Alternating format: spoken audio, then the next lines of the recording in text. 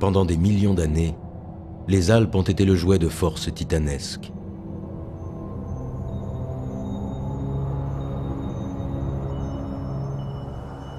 Plantes et animaux désertent la chaîne de montagnes au cours des périodes glaciaires. Si par la suite certaines espèces reviennent sur leur terre d'origine, d'autres découvrent alors les Alpes pour la première fois.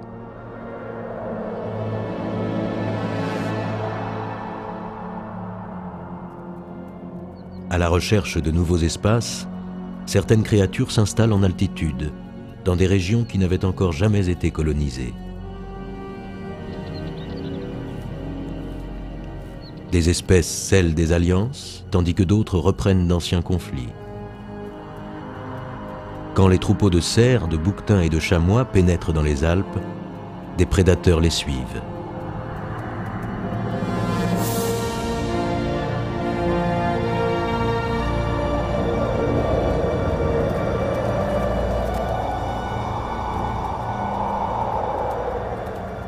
Mais entre tous, un chasseur va laisser son empreinte et bouleverser les paysages. Ce chasseur, c'est l'homme. Il arrive dans les Alpes à la fin de la dernière période glaciaire. Au pays de l'Aigle royal, c'est le début d'une véritable révolution.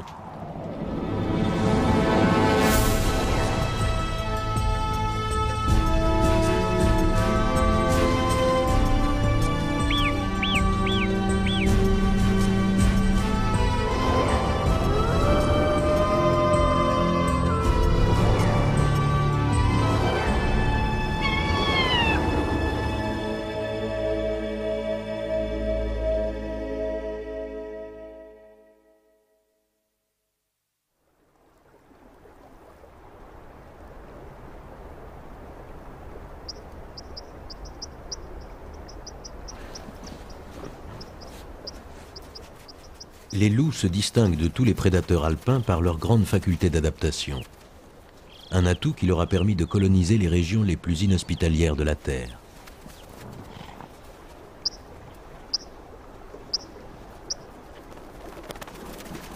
Grâce à la cohésion de leur meute et à leur capacité d'apprentissage, les loups sont chez eux sur tous les terrains. À l'exception peut-être des rivières gelées.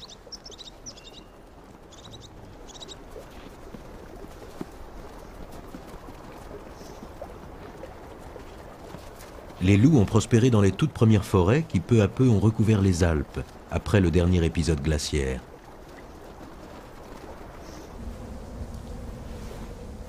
Les forêts alpines ont abrité une autre créature de légende, le bison européen, un proche parent du bison américain.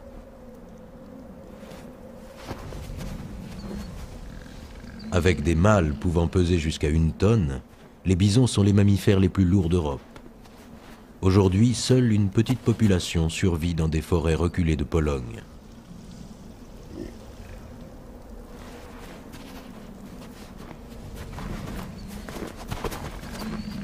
Il fut un temps où les bisons peuplaient presque toutes les forêts du continent. Pendant des centaines de milliers d'années, ils résistèrent aux attaques des grands prédateurs.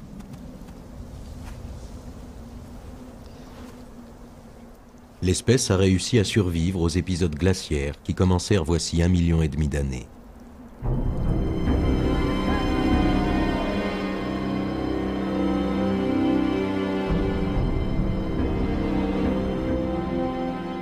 Une grande partie de l'hémisphère nord était alors recouvert par une masse de glace d'1,5 km d'épaisseur.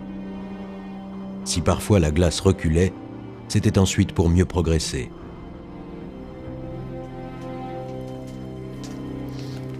Dans cet univers hostile, une nouvelle espèce gagne du terrain. Des primates venus d'Afrique, marchant sur leurs 2 jambes et se dirigeant vers le nord.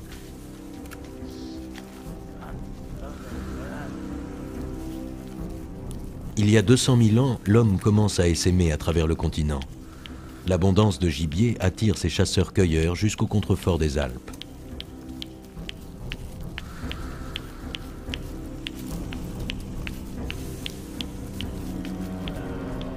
Ces premiers Européens traitent le loup comme un des leurs. Comme eux, le loup est un chasseur.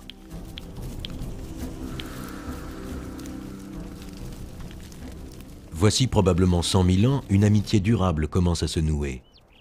Certains loups deviennent les compagnons des hommes. Ces loups domestiques aident à la chasse et montent la garde. En même temps, les loups restés sauvages et les hommes se croisent rarement. L'espace est trop vaste et trop peu peuplé. Ces loups jouissent d'immenses territoires de chasse. Les proies y sont nombreuses et nourrissent leurs grandes meutes.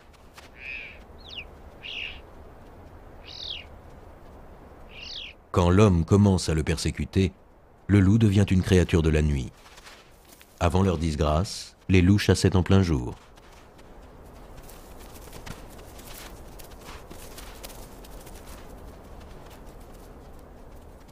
En hiver, la faim pousse les loups toujours plus haut, dans les zones abruptes qui dominent la forêt.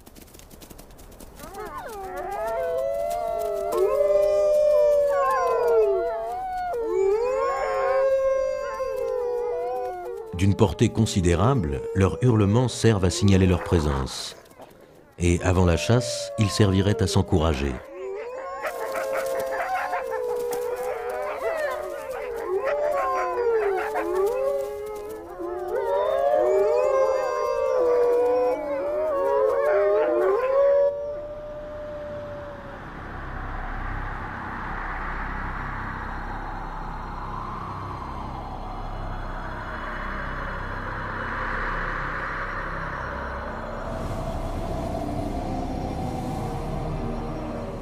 Chasser en terrain découvert comporte des risques.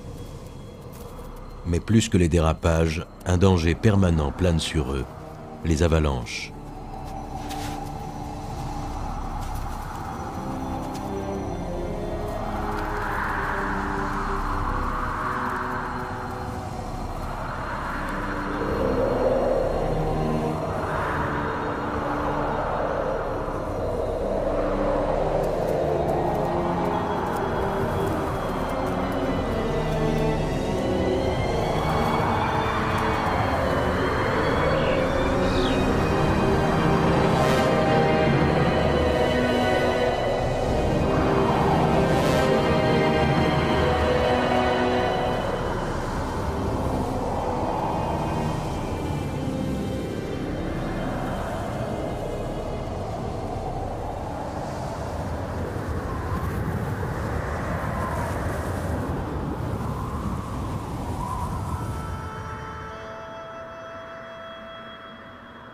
Le ciel s'est à nouveau dégagé.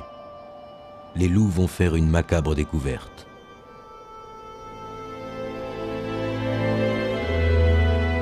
Un membre de la meute a péri dans la tempête. Presque comme s'il portait le deuil, les rescapés semblent hésiter à partir.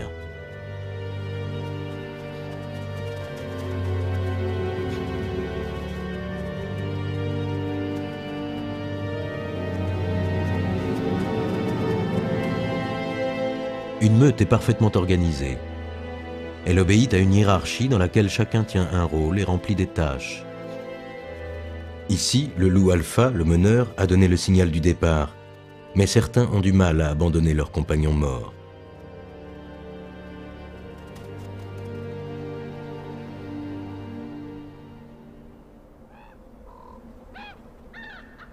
Au sommet, une silhouette s'est immobilisée.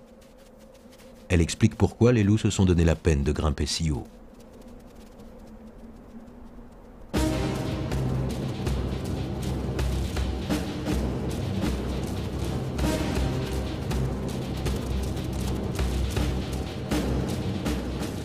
La chasse se déroule suivant une stratégie précise. Certains loups vont courser la proie pour la plonger dans un état de panique. D'autres, prêts à l'embuscade, barrent toutes les issues possibles.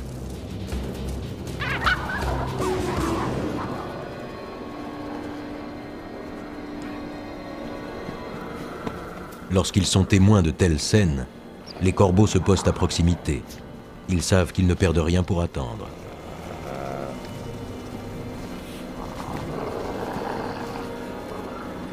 Pour la meute, un chamois représente un repas conséquent. Les boyaux sont ouverts en premier pour pouvoir accéder aux organes internes, le cœur, le foie et les poumons, réservés aux chefs de meute. L'accès au festin dépend du rang de chaque individu.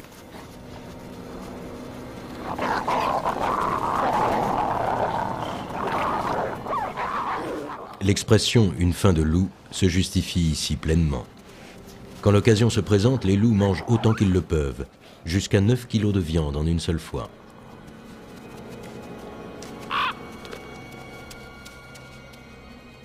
Le corbeau, lui, est récompensé pour sa patience.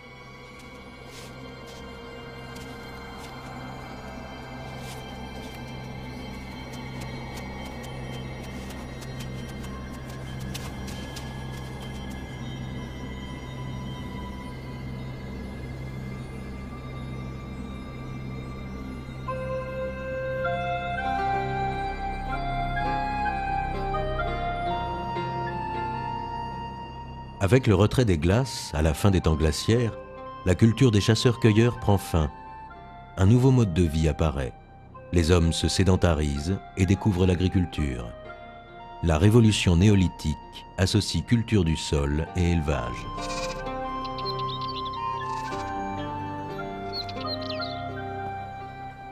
Pour agrandir la surface de leur pâturage et de leurs champs, les hommes déboisent les pentes de la montagne aussi bien que les vallées.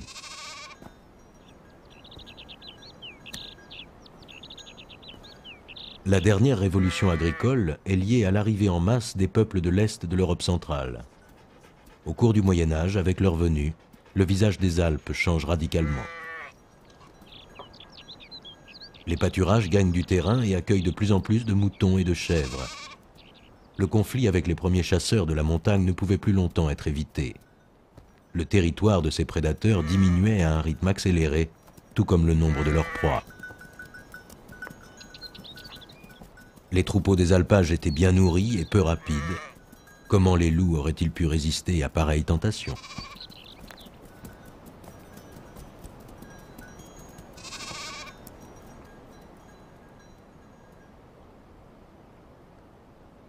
Les loups apprirent alors à attendre l'obscurité pour s'approcher au plus près des habitations des hommes. Ces rencontres nocturnes avec des bêtes épouvantables frappent les imaginations. Des histoires de monstres assoiffés de sang se mettent à circuler.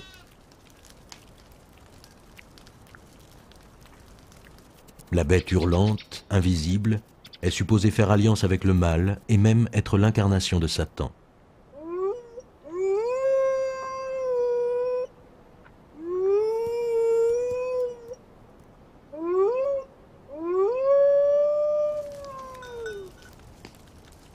L'Église, alimentant ses croyances, fait du loup un bouc émissaire.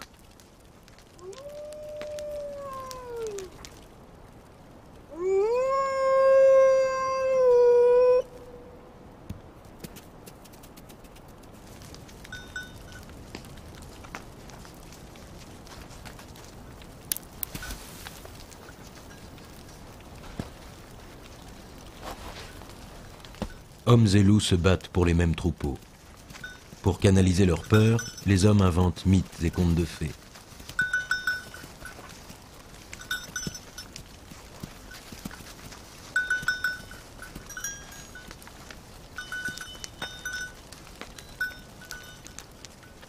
À cette époque naît la légende du grand méchant loup. Mais les hommes ne se contentent pas de raconter des histoires.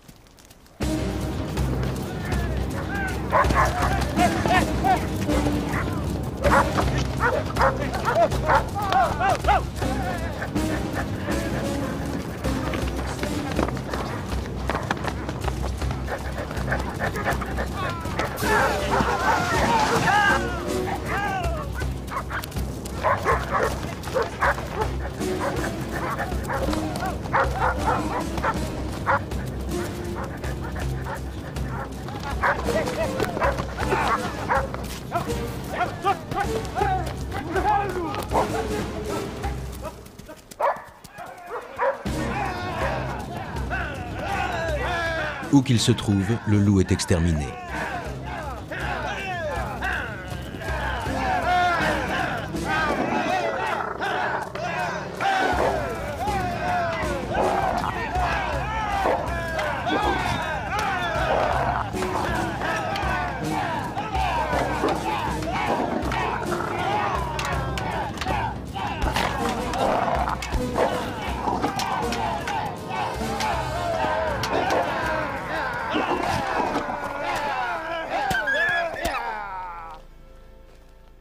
Cette furie meurtrière est sans précédent. Jamais dans l'histoire de l'humanité, une créature aura attiré sur elle une telle haine.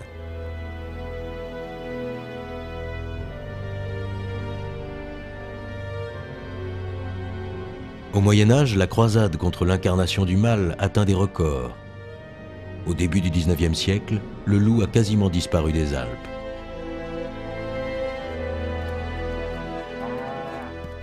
Ce village alpin est comme une fenêtre ouverte sur le passé.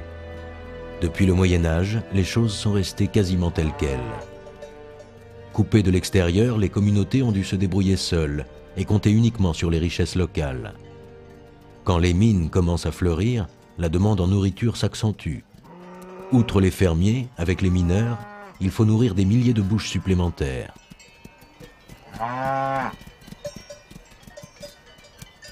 La forêt paye toujours l'addition.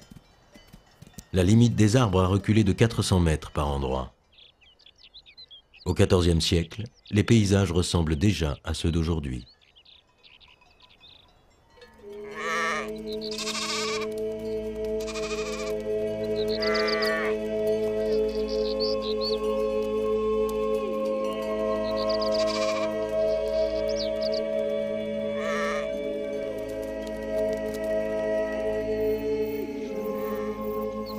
À son insu, l'homme a contribué à créer dans les Alpes une extraordinaire biodiversité.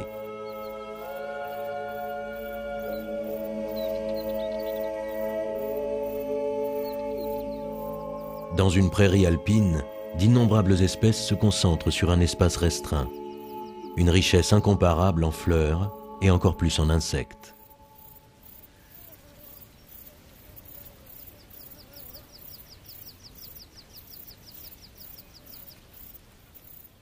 Sur certains terrains de quelques kilomètres carrés, on peut dénombrer jusqu'à 1000 papillons différents.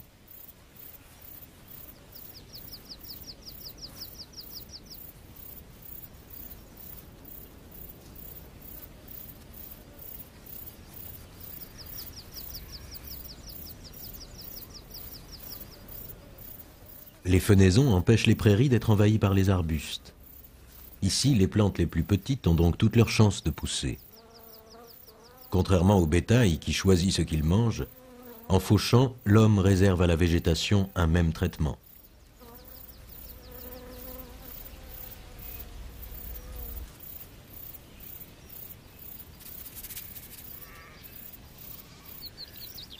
Quand les fleurs sauvages se fanent, les paysans commencent à faire les foins, tout comme l'ont fait avant eux pendant des siècles, des générations de montagnards. Aujourd'hui encore, les outils traditionnels sont de rigueur. Même si son maniement reste délicat, la faux est le seul outil pouvant être utilisé sur les pentes les plus raides. La déforestation à grande échelle a eu des conséquences imprévisibles. Les sols mis à nu ont été soumis à une érosion qui a favorisé les éboulements. Chutes de pierres et avalanches n'étant plus arrêtées par la forêt.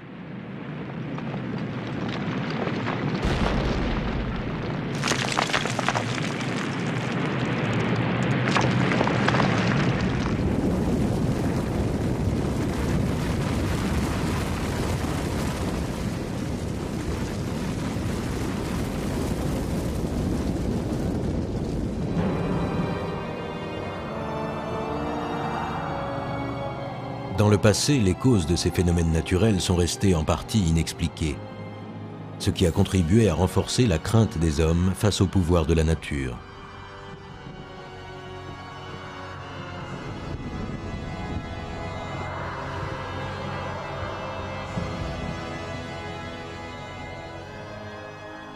Beaucoup de mythes et de légendes ont pour origine l'observation de la nature, des observations aux interprétations souvent erronées. Des vautours fauves en train de se repaître d'une carcasse de vache signifiaient pour beaucoup que ces rapaces avaient eux-mêmes tué la vache. Aujourd'hui, n'importe quel enfant des Alpes sait que les vautours vivent de charognes.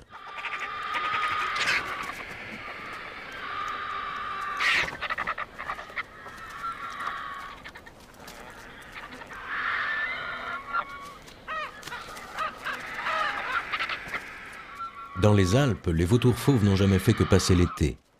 Il nidifie bien plus au sud, en Afrique, le long de la côte méditerranéenne. Cette migration les a sans doute fait échapper au pire.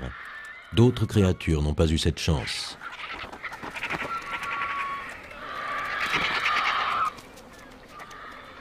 Nuisibles ou démons aux yeux des hommes, la plupart des grands prédateurs des Alpes ont été pourchassés. Certaines espèces, elles, ont été massacrées, victimes de la médecine populaire. C'est le cas du bouquetin. Son sang a été recommandé pour éliminer les calculs de vessie, ses déjections pour traiter la tuberculose, ses cornes pour lutter contre le mauvais sort. Le zèle des chasseurs a suffi à les décimer. À la fin du XIXe siècle, dans toutes les Alpes, les bouquetins ne sont plus qu'une dizaine. À cette époque, l'ours brun a disparu des Alpes depuis longtemps. En 1913, le dernier gypaète barbu est tué dans les Alpes italiennes. 1865. Le mont Cervin, le dernier des grands sommets alpins, est conquis. Sur les crêtes, les premiers alpinistes sont seuls. Aucune présence animale alentour.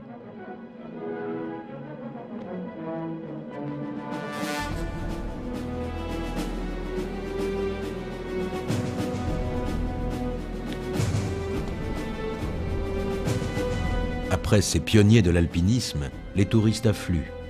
Les Alpes font figure de planète inconnue à explorer. Ces paysages aux dimensions surhumaines, ces dangers et ces mystères attirent les couches sociales les plus aisées.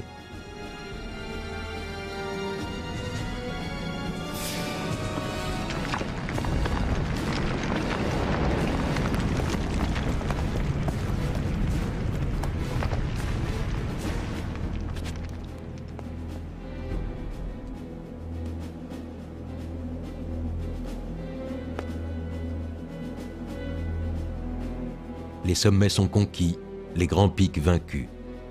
Grimper devient un symbole, le symbole de la capacité de l'homme à maîtriser la nature. On vient chercher dans les Alpes un moyen d'échapper à la civilisation. Le mouvement de balancier s'inverse. Après la méfiance et la peur, la nature devient un objet d'amour. Et les adeptes de l'alpinisme, les agents d'une toute nouvelle philosophie.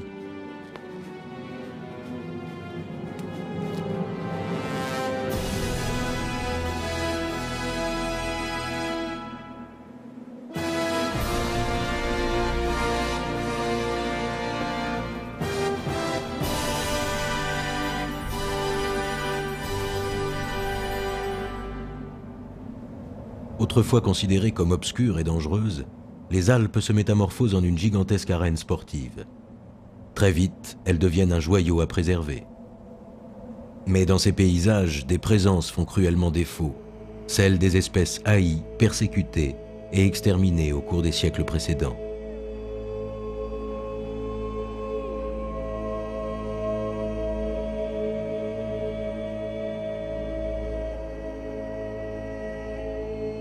Depuis maintenant quelques décennies, les hommes font tout pour rendre aux Alpes leur caractère d'autrefois.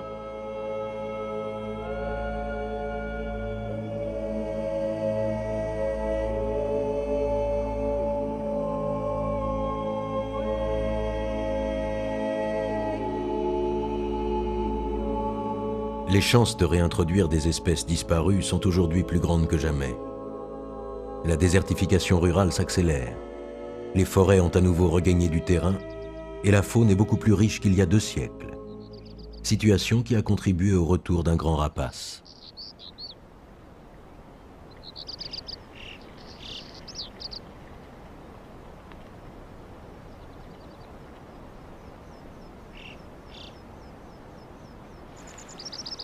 Dans les mains du scientifique, un jeune gypaète barbu.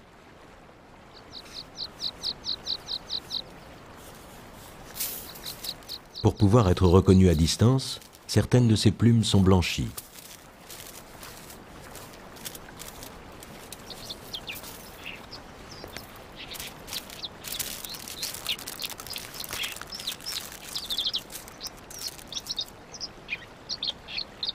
L'oiseau est également bagué, ce qui permettra plus tard de connaître ses déplacements.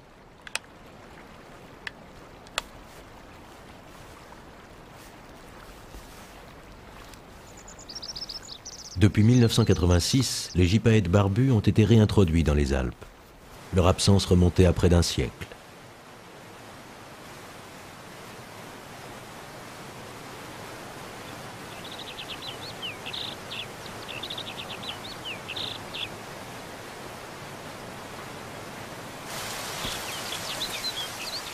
Pour les biologistes, la réintroduction du gypaète barbu est délicate.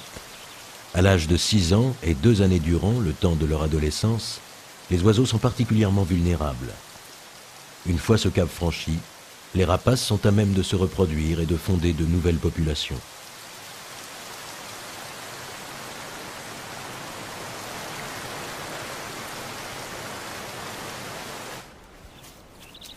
Relâcher un jeune vautour dans la nature est à chaque fois un défi. Rien ne permet de dire s'il sera capable de s'accoupler et de nidifier.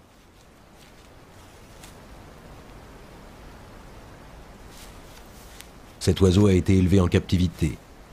Il doit maintenant être confronté aux lois qui régissent la nature.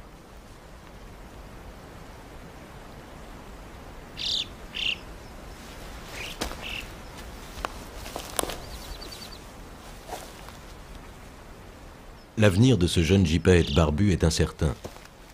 Il lui faut d'abord se remettre de son stress.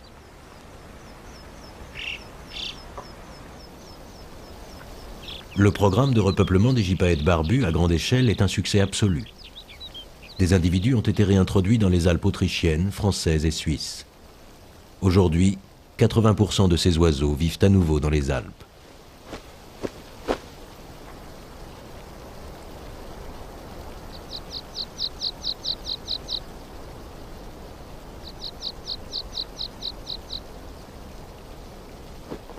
Pour l'heure, il doute de ses capacités à voler.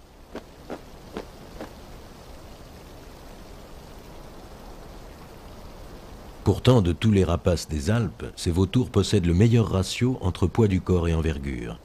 Une envergure record de 2,70 m qui leur permet de se laisser porter sans effort par les ascendances thermiques.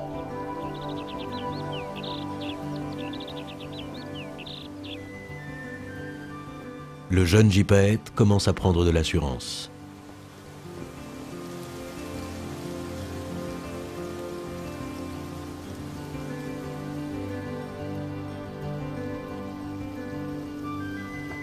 Maintenant, il va rencontrer l'adversité. Car pour ses congénères, ici, il est loin d'être le bienvenu. Un vieux mâle l'attaque sans attendre. Le jeune gypaète a involontairement violé son espace aérien.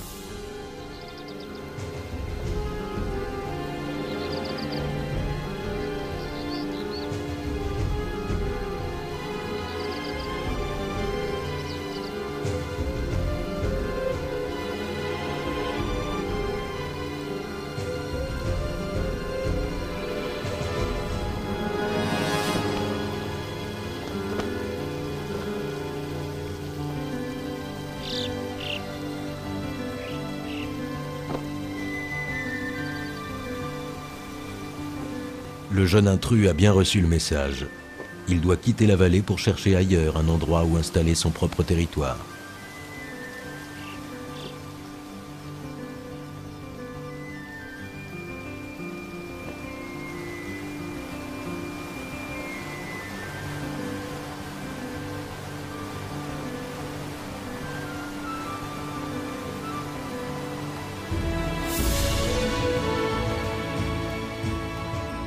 Le vieux mâle s'est glissé dans une colonne d'air chaud et se laisse entraîner en altitude par l'ascendance. En survolant ainsi sa vallée, il affirme sa domination. Pour revenir dans les Alpes, les gypaètes barbus ont eu besoin de l'intervention des hommes. En revanche, d'autres animaux ont seulement besoin d'un minimum de tolérance. Si on les y laisse en paix, les ours bruns utilisent ce qui reste de forêt pour agrandir leur espace vital. Le retour des ours dans les forêts alpines est timide, mais il semble irréversible. Depuis le début des années 1990, les ours sont de plus en plus présents et ils se reproduisent. L'Autriche compte à elle seule 35 individus.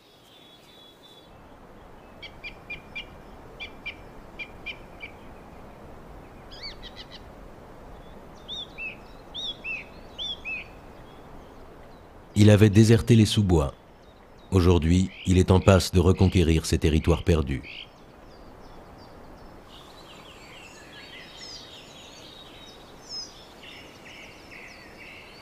Là où fleurissent les orchidées, le lynx est chez lui. À la fin du XIXe siècle, ces grands chats avaient complètement disparu. Depuis quelques années maintenant, ils appartiennent à nouveau aux grands bestiaires de la faune alpine.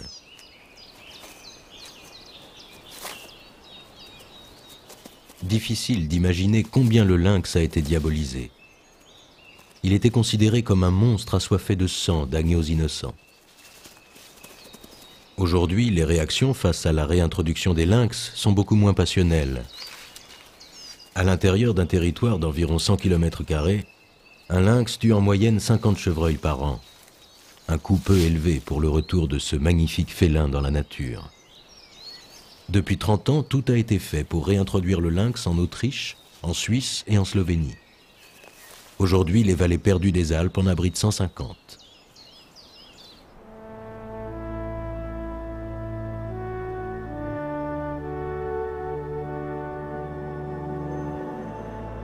Parce que les plus hauts sommets étaient inaccessibles, les régions les plus hautes de la montagne sont restées à l'écart de l'influence de l'homme.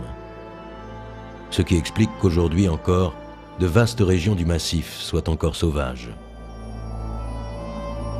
Cela devait faciliter la réintroduction de l'aigle royal. De toutes les actions menées pour préserver la faune, ce fut celle qui fut le plus couronnée de succès.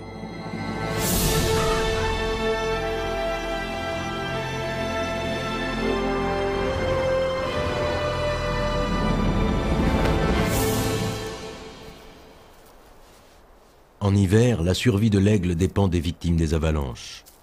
Pendant des mois et des mois, chamois et bouquetins surpris par la neige constituent leur unique source de nourriture.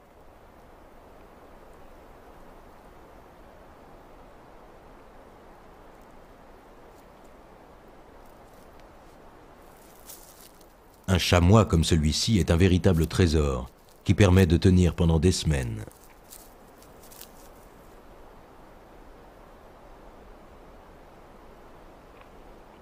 Mais parfois, l'aigle est victime de ses appétits.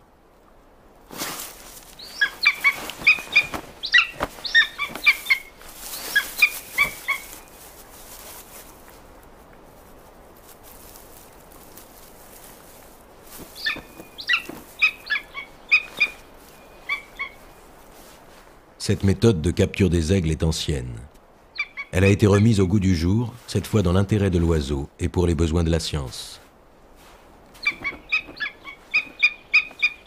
L'aigle, lui, est incapable de comprendre que son ravisseur est plein de bonnes intentions.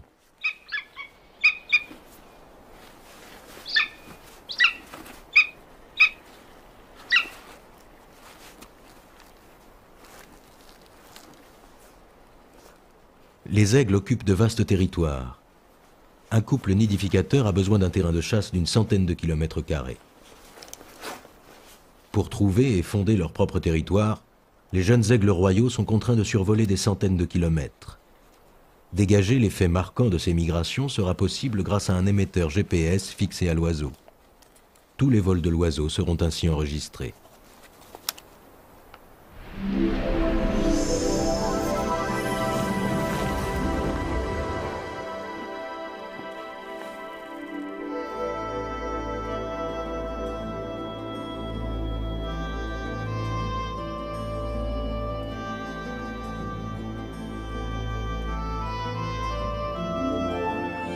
Le nombre des aigles royaux présents aujourd'hui dans les Alpes est beaucoup plus élevé qu'il y a 200 ans.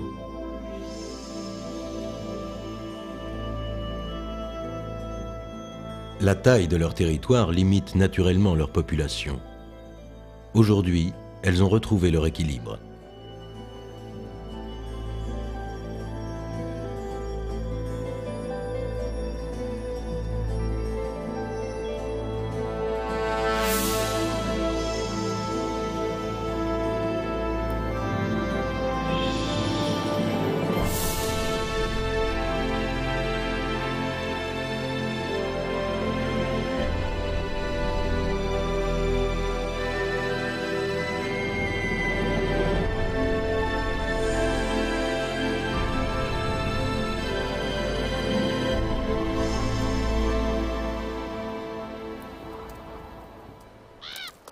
À la fin du XIXe siècle, le chamois a lui aussi frôlé l'extinction.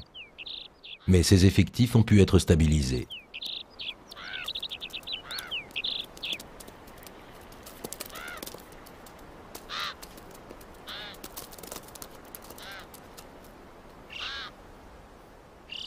Il y a 200 ans, seule une poignée de bouquetins échappe au massacre.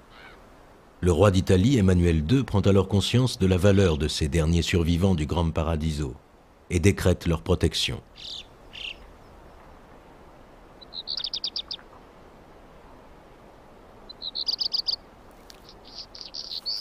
La préservation de l'espèce avait peu à voir avec des considérations écologiques. Paradoxalement, c'est le désir de la gentry de chasser à nouveau du gros gibier qui a sauvé le bouquetin des Alpes.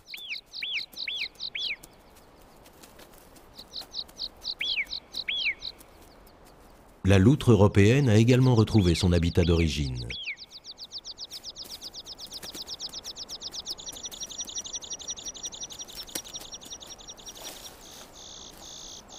Dans les rochers de haute montagne, si la présence de la loutre est insolite, elle est loin d'inquiéter les bouquetins.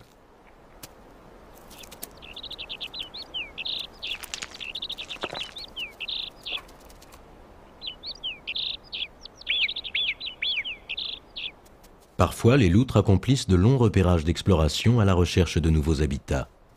Mais sur les champs de neige, la loutre ne fait que passer.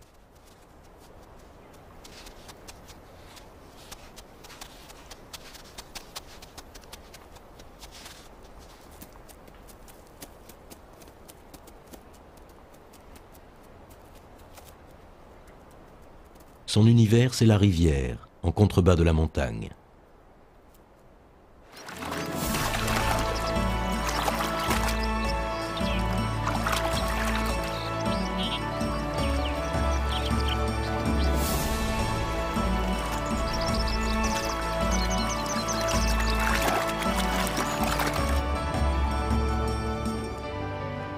Les loutres aiment particulièrement les rivières peu profondes et les petits bassins.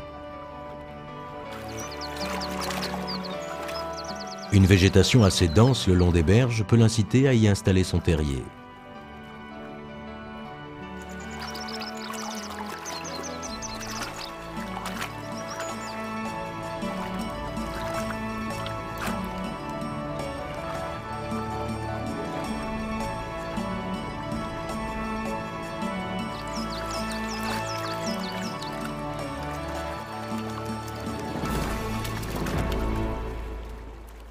Même si dans les vallées alpines, les rivières naturelles sont devenues rares, quelques-unes ont vu les loutres y prospérer à nouveau.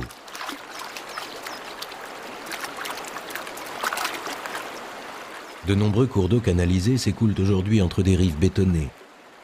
Lacs de retenue et centrales électriques ont détruit la dynamique naturelle des rivières. Elles aiment les eaux vives et les rives sauvages recelant coins et recoins où attraper leur proie. Petites baies ou niches rocheuses, les loutres sont capables de se faufiler partout.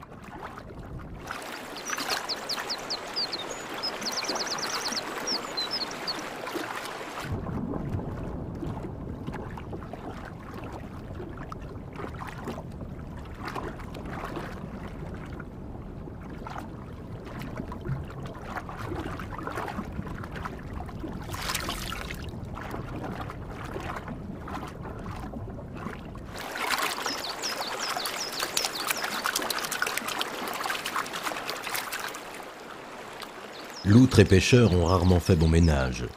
Rien d'étonnant à cela. Le poisson d'élevage relâché dans les rivières pour le plaisir de la pêche fait le délice des petits mammifères.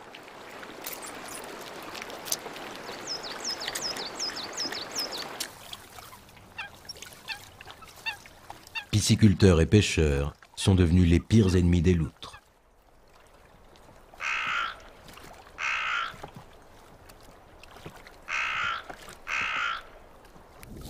Pendant des milliers d'années, les lacs alpins ont nourri les hommes. L'omble chevalier a toujours été très apprécié pour la délicatesse de sa chair.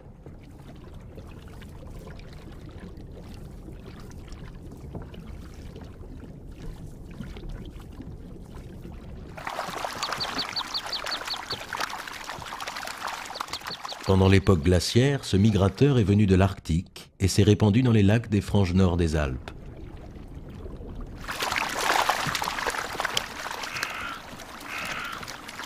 Parfaitement adapté au froid, l'omble chevalier a proliféré dans les lacs de haute montagne.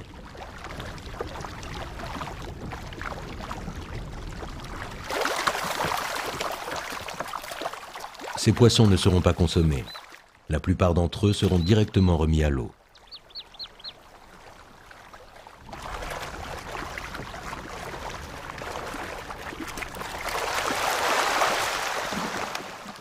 Les femelles sexuellement matures sont mises de côté. Afin de préserver leurs œufs des appétits des prédateurs, ils leur sont retirés.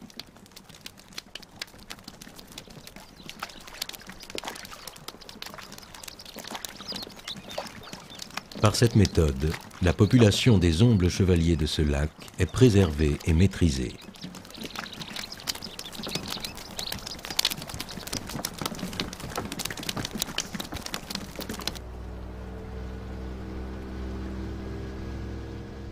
Les Alpes ont offert aux hommes des richesses bien supérieures à ce dont ils avaient besoin. Pourtant, tout ce qui venait freiner leurs intérêts a été détruit sans ménagement. Aujourd'hui, certains fantômes du passé sont de retour.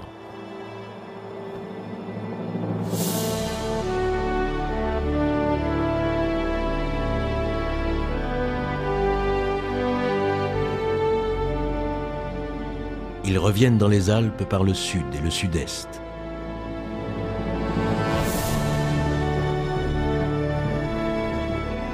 Pendant des siècles, ils ont été diabolisés. Une mise à l'index qui les a menés à l'extinction. Ils se sont maintenus dans des endroits perdus des Balkans et des Apennins. Aujourd'hui, en suivant des voies secrètes, sans l'intervention de l'homme, les loups sont en train de se répandre dans le nord du massif. Depuis 1992, des meutes de loups ont été observées à plusieurs reprises dans les Alpes françaises et italiennes. Leur population s'accroisse. Grosse depuis 2 mois, cette femelle s'est retirée dans sa tanière souterraine pour mettre bas.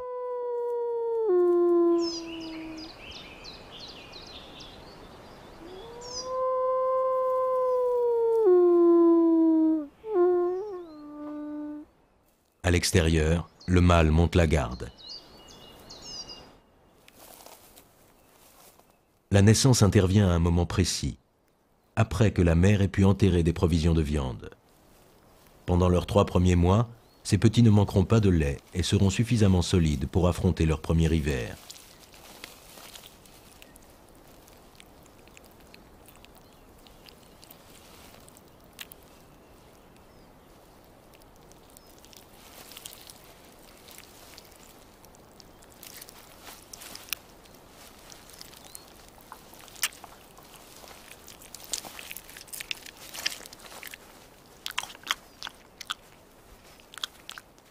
Dès leur naissance et durant tout le temps de l'élevage, les petits sont léchés, toilettés et reçoivent de nombreuses manifestations de tendresse.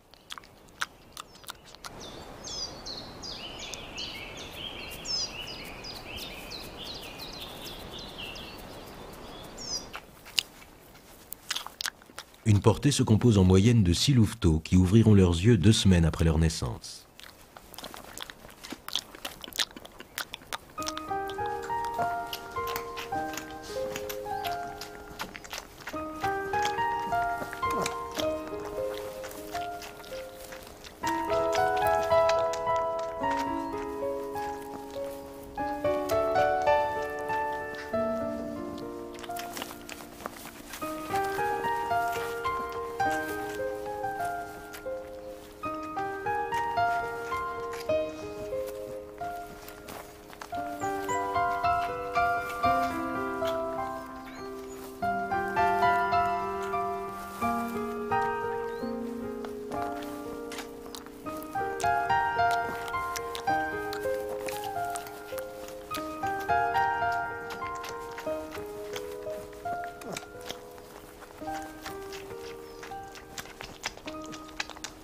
En Europe, la plupart des meutes de loups sont composées de 2 adultes et de leurs petits.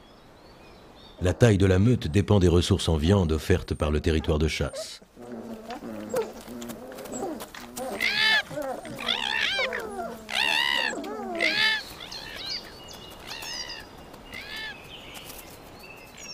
Dans une meute réduite au minimum, le rôle du mâle est très important. Il chasse quand la femelle reste auprès de ses petits.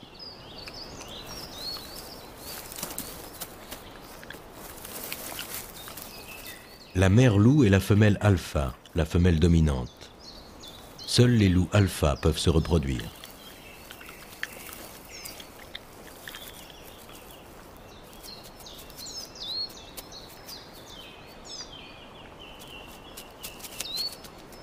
La tanière peut, à l'origine, être un terrier de blaireaux, mais la plupart du temps, les loups creusent eux-mêmes leur abri.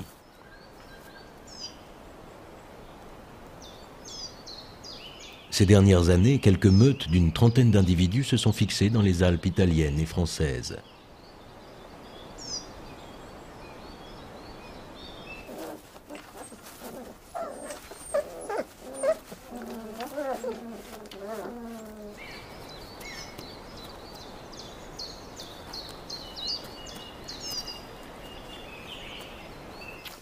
Après une courte absence, la mère est de retour pour donner la tétée à ses petits. La croissance des louveteaux est rapide. Au cours de leurs 2 premiers mois, ils prennent presque 10 kilos.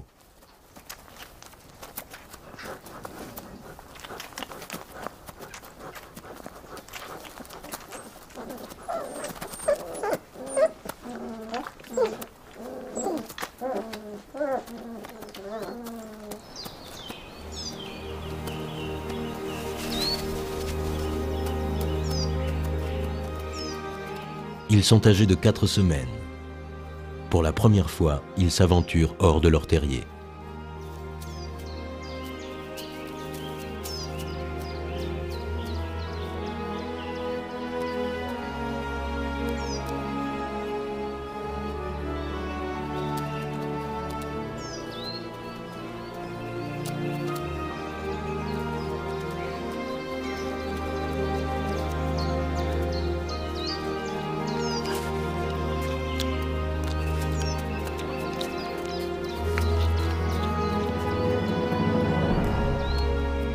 L'expansion rapide et naturelle des loups est révélatrice de la vitalité de la nature qui, peu à peu, dans les Alpes, retrouve ses équilibres.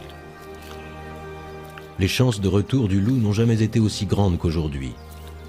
Jamais, des siècles durant, les populations de cerfs et de chamois, leur proie traditionnelle, n'ont été aussi nombreuses. Mais le succès du rétablissement du loup dépendra de la manière dont les hommes seront capables d'accepter ou pas son retour.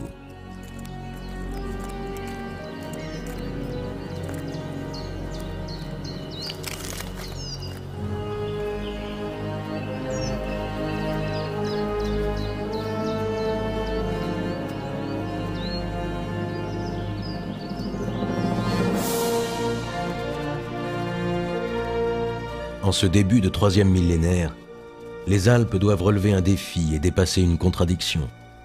Redevenir, grâce à l'intervention de l'homme, un écrin écologique au cœur de l'Europe.